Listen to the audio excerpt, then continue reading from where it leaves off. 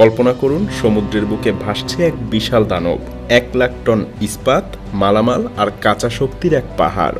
দেখতে যেন এক ভাসমান শহর।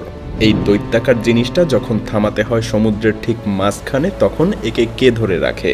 আপনি নিশ্চয়ই ভাবছেন নোঙর, সেই বিশাল সাইজের ভারী ওজনের নোঙর, যেটা মাটিতে গেঁথে যায়। সিম্পল ব্যাপার, কিন্তু যদি বলি আপনার এই বিশ্বাস প্রায় পুরোটাই ভুল। শুনতে অবাক লাগছে, তাই না? আসলে একটা বিশাল জাহাজে নোঙরটা হলো শুধুমাত্র একটা প্লেস হোল্ডার। মানে হলো এটা আসলে একটা ফাঁকা চিহ্ন মাত্র।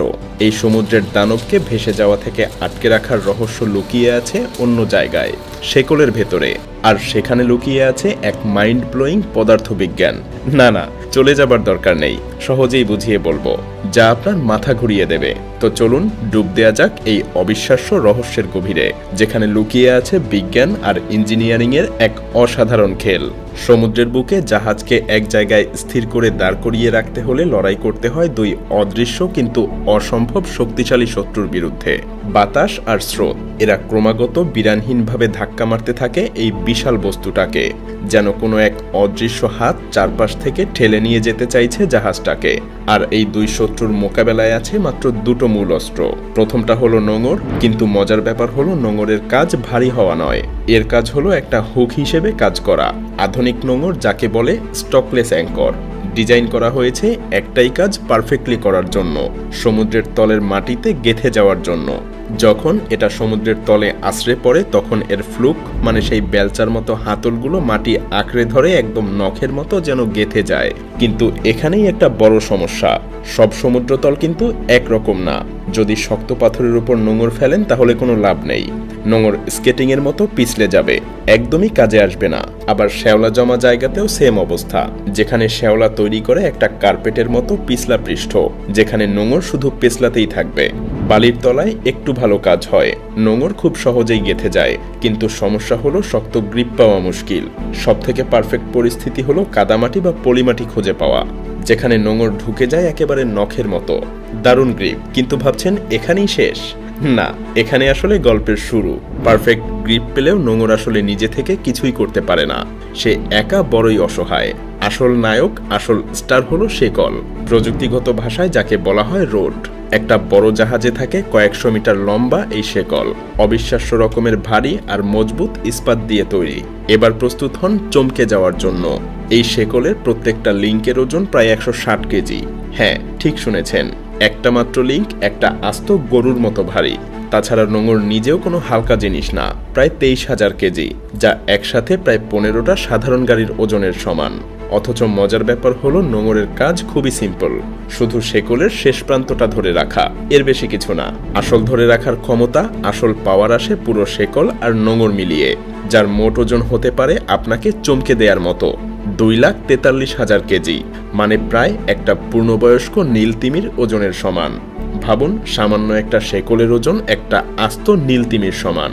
এবার আসছে আসল ম্যাজিক, যেটা সত্যিই আপনাকে চমকে দিবে। নোঙর ফেলার একটা নির্দিষ্ট শিল্প আছে, একটা সুনির্দিষ্ট কৌশলও আছে, আর সেটা জড়িয়ে আছে এক সুন্দর গাণিতিক ধারণার সাথে, ক্যাটেনারি কার্ভ। যখন নোঙর সমুদ্রতলে আশ্রে পড়ে, জাহাজ থেকে আরো শিকল ছাড়া হতে থাকে, শুধু একটু নয়, অনেক অনেক শেকল। এখানে লক্ষ্য কিন্তু একটা সোজা লাইন তৈরি করা নয়, বরং শেকলের একটা লম্বা এবং ভারী সুন্দর বাঁক তৈরি করা, যেটা সমুদ্রতলে অনেক দূর পর্যন্ত সমতলভাবে শুয়ে থাকবে। আর এই বাঁকটার নামই হলো ক্যাটেনারি। এই সাধারণ দেখতে বাঁক দুইটা অবিশ্বাস্য কাজ করে। প্রথমত, কয়েকশো ফুট শেকল যখন সমুদ্রতলে ভারী হয়ে শুয়ে থাকে, তখন সেটা তৈরি করে বিশাল অকল্পনীয় ঘর্ষণ, একদম একটা বিশাল পেপারওয়েটের মতো কাজ করে। আর এটাই সবচাইতে জিনিয়াস ব্যাপার, এটা কাজ করে একটা পারফেক্ট শক অ্যাবজর্বার হিসেবে। কিভাবে? যখন বাতাস বা ঢেউ জাহাজকে প্রচন্ড ধাক্কা দেয়, তারা কিন্তু সরাসরি নোঙরে টান দেয় না, বরং তারা চেষ্টা করে অসম্ভব ভারী এই শেকলটাকে সমুদ্র তল থেকে তুলে ফেলতে। সমস্ত শক্তি, সমস্ত এনার্জি খরচ হয়ে যায় শেকলের বিশাল এই ওজনের বিরুদ্ধে লড়াই করতে।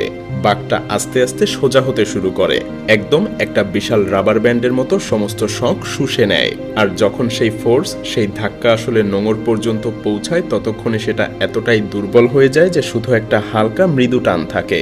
এই বাঁক না থাকলে যে কোনো হঠাৎ ধাক্কায় নোঙর উপরে মাটি থেকে বেরিয়ে আসতো। হ্যাঁ, ক্যাটেনারি হলো সেই সিক্রেট ট্রিক। অ্যাঙ্কর করা আর শুধু ভারী জিনিস বেঁধে রাখার মধ্যে এটাই পার্থক্য। যাই হোক, জাহাজ এখন পুরোপুরি লক হয়ে গেছে, কিন্তু এবার তো যেতে হবে। তো কিভাবে তুলবেন এমন একটা নোঙর যেটা ডিজাইনই করা হয়েছে বেরিয়ে না আসার জন্য?